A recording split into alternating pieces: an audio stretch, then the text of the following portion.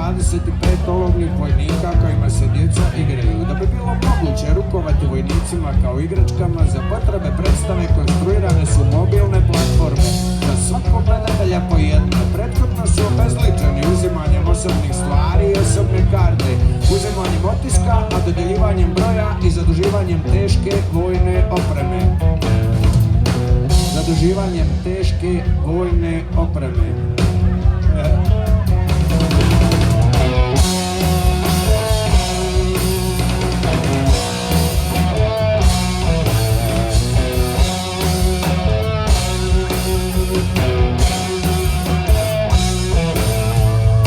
Univerzalnost lika vojnika kao onog koji biva najprije lišen identiteta, a potom gurnut u kaos rata, čini se nespojiva s razlozima zbog kojih se ratovi zameću. Znači nacionalna, teritorijalna, rasna, politička i vjerska razlikovnost, netrpeljivost, čuješ tu riječi?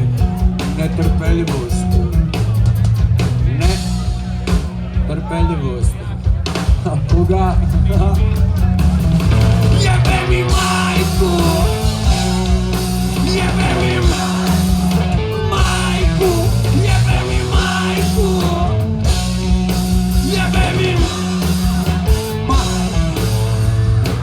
Taj mrak u kojeg nas bezimenje odvuku i to dugotrajno i mučno čekanje u nekoj vrsti kaveza, to doslovce trpljenje u kojem smo bespomoćni, gurani, amo tamo, bez nekog nama dokučivog reda i smisla. To stanje u kojem smo nemilosrdno gađani riječima, zvukom i slikom, da bi nas na posljedku bez imalo milosti gurnuli u vatru. Simulacija je bespremca rata i ratne mašinerije. Rata i ratne mašinerije.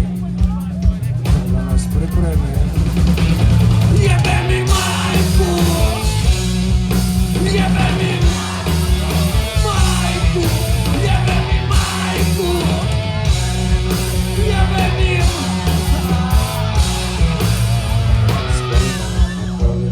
prinosi se ludilo, s kolina na kolino, prinosi se ludilo, s kolina na kolino, prinosi se ludilo, s kolina na kolino, prinosi se ludilo, s kolina na kolino, prinosi se ludilo, s kolina na kolino, prinosi se ludilo, s kolina na kolino, prinosi se ludilo, s kolina na kolino, prinosi se ludilo, s kolina na kolino, prinosi se ludilo, s kolina